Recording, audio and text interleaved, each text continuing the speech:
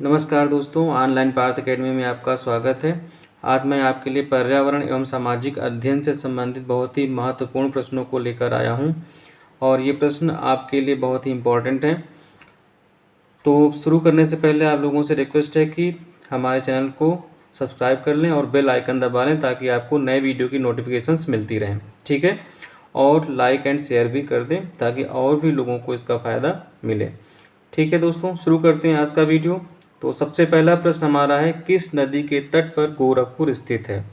देखिए, जैसे हमारा कानपुर, हमारा लखनऊ, कानपुर किस नदी के तट पर स्थित है? गंगा नदी के तट पर।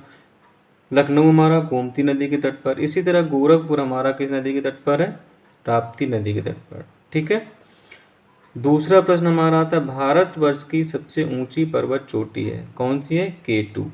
अगर हम माउंट एवरेस्ट की बात करें तो माउंट एवरेस्ट जो है नेपाल की श्रेणी में आता है। तो हमारे भारतवर्ष की अगर हम बात करेंगे तो K2 है, ठीक है। थर्ड है, भारत में सड़कों का घनत्व किस राज्य में सर्वाधिक, यानी सड़कें सबसे अधिक कहा जाए तो किस राज्य में है? तो केरल में, ठीक है। बांग्लादेश में प्रवेश के उपरांत गंगा कहलाती है। देखिए, गंगा भारत में तो गंगा ही कहलाती है, लेकिन जब बांग्लादेश में प्रवेश करती है तो क्या कहलाती है? वो पद्मा कहलाती है, ठीक है। बहुत इंपॉर्टेंट प्रश्न है ये, कई बार पूछा भी गया है कि गंगा को बांग्लादेश में क्या कहते हैं, ठीक है। अगला प्रश्न हमारा क्या है, भारत का सर्वप्रथम राष्ट्रीय उद्यान, पहला राष्ट्रीय उद्यान कौन सा है? जिम कॉर्बेट नेशनल पार्क, ठीक है। छठा प्रश्न हमारा क्या है, पौधों को सबसे अधिक पानी किस मिट्टी में मिलता है। देखिए, मिट्टी कई तरह की होती हैं, चिकनी मिट्टी होती है, बलुई होती है, कंकड़ीली होती है, लेकिन सबसे अधिक जो है वो पानी किस मिट्टी में पौधों को मिलेगा। तो सबसे बड़ी बात है कि कौन सी मिट्टी सबसे ज़्यादा पानी सोखती है। तो बलुई मिट्टी सबसे ज़्यादा पानी सोखेगी, तो इसका मतलब हुआ कि बलुई मिट्टी में ही सर्वाधिक पानी मिलेगा पौधों को, ठीक है। अगला क्या है, भारत का एक राज्य जिससे होकर कर्क रेखा गुजरती है, तो कौन सा है? झारखंड, ठीक है। वह देश जो भारत के साथ सबसे लंबी स्थलीय सीमा बनाता है। वैसे तो अगर देखा जाए तो भारत के संपर्क में स्थलीय सीमा में कौन कौन से हैं? चाइना है, ठीक है, नेपाल भी है, पाकिस्तान भी है, बांग्लादेश भी है, भूटान भी है, ठीक है। तो लेकिन सबसे लंबी सीमा कौन बनाता है? तो बांग्लादेश बनाता है, ठीक है। अगला प्रश्न है, दक्षिण भारत की सबसे ऊंची चोटी, दक्षिण भारत, साउथ इंडिया, सबसे ऊंची चोटी कौन सी? अनायमुड़ी, ठीक है। अगला प्रश्न है, भारत की सर्वाधिक प्रदूषित नदी। देखिए, भारत में बहुत सारी नदियां हैं और बहुत सी नदी स्वच्छ भी हो गई हैं, कुछ नदी प्रदूषित भी हैं अभी, और कुछ बहुत प्रदूषित हैं, जिनमें से सबसे प्रदूषित नदी की अगर बात की जाए तो दामोदर नदी जो है वो सबसे प्रदूषित नदी आती है, ठीक है।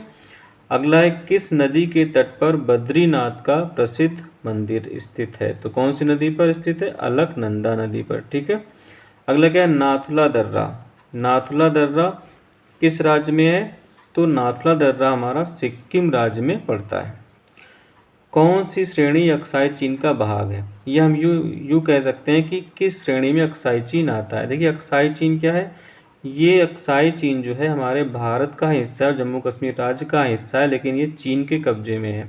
जिस तरह से पीओके हमारा पाकिस्तान के कब्जे में है, अनाधिकृत रूप से कब्जा किया हुआ है, इसी तरह से अक्साई चीन चीन ने कब्जा किया हुआ है, और ये अक्साई चीन जो है वो काकोरम श्रेणी में आता है, ठीक है।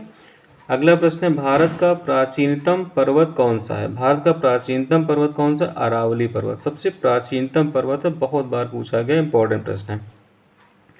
अगला है, भारत में पेट्रोलियम उत्पाद का अग्रणी राज्य, अग्रणी राज्य कौन सा? सबसे अधिक पेट्रोल उत्पादन हमारे भारत देश के किस राज्य में होता है? तो कौन सा है? गुजरात। कत्था बनाने हेतु किस लकड़ी का प्रयोग होता है? कत्था आप सभी जानते हैं, पान वगैरह में खाते हैं और भी इसका यूज़ होता है। तो ये सबसे ज़्यादा, या यूँ कह लें कि किस लकड़ी से प्राप्त होता है? तो खैर की लकड़ी से प्राप्त होता है, ठीक है।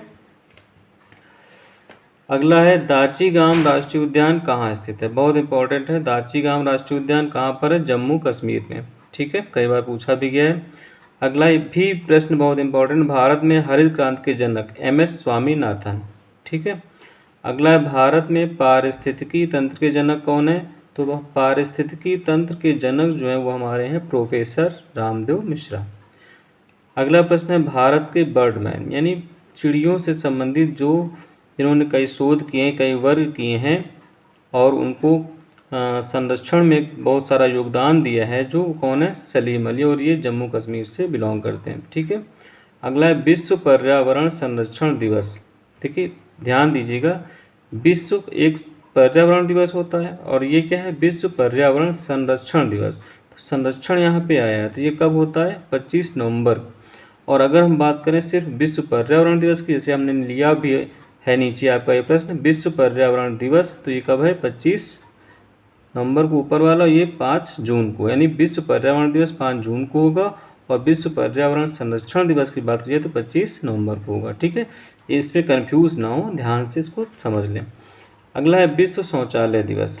राष्ट्रीय साक्षरता मिशन से संबंधित है ये हमारा, और इसके विषय में कई बहुत दिन से एक मुहिम चल रही है, हमारे देश में शौचालय बनवाए जा रहे हैं। तो विश्व पर्यावरण दिवस के बाद आपका विश्व शौचालय दिवस 19 नवंबर को। ठीक है। अगला है भारत का सबसे अधिक बाढ़ग्रस्त राज्य। सबसे अधिक बाढ़ किस राज्य में आती है, बिहार में आती है। ठीक है। अगला है वन अनुसंधान संस्थान। जो भारत में वन अनुसंधान संस्थान है वो कहाँ पर है, देहरादून में। ठीक है। अगला क्या है, ग्रीन मफलर संबंधित है। ग्रीन मफलर क्या है, ग्रीन मफलर आपने देखा होगा कि किसी भी रोड पे हम जाते हैं तो दोनों ओर पेड़ लगे होते हैं। ठीक है, तो वो पेड़ दो तरीके से वर्क करते हैं। एक तो वर्क करते हैं कि वो शोर को जो है बाहर नहीं जाने देते, दूसरा क्या है कि जो प्रदूषण होता है उसको भी रोकते हैं। तो ग्रीन मफलर संबंधित किससे है, ध्वनि प्रदूषण से। अगला विश्व ओजोन दिवस। ओजोन आप जानते हैं ओजोन लेयर होती है और ये अल्ट्रा वायलेट रेज यानी पराबैंगनी किरणों को पृथ्वी पर आने से रोकती है, और अल्ट्रा वायलेट रेज जो है वो कहाँ से निकलती है, सूर्य से। तो ये विश्व ओजोन दिवस कब मनाया जाता है, 16 सितंबर को। ठीक है।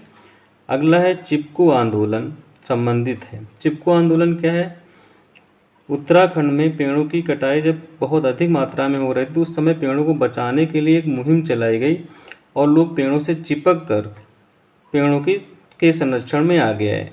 तो उस प्रोसेस को कहा गया चिपको आंदोलन, और इस संबंधित किससे, पर्यावरण संरक्षण से।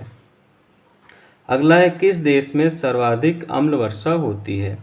तो अम्ल वर्षा सबसे ज़्यादा अगर हम विश्व की बात करें तो नॉर्वे में होती है। ठीक है।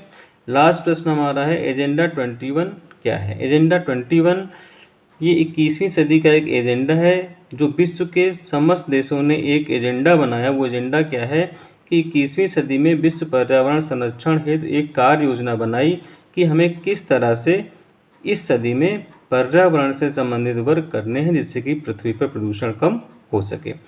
तो मेरे विचार से आप लोगों को ये प्रश्न बहुत ही अच्छे से समझ में आए होंगे, बहुत ही इम्पोर्टेंट क्वेश्चंस हैं, और आप लोगों से निवेदन है कि वीडियो को शेयर ज़रूर कर दें, लाइक कर दें, और अगर सब्सक्राइब ना किया हो तो सब्सक्राइब कर लें।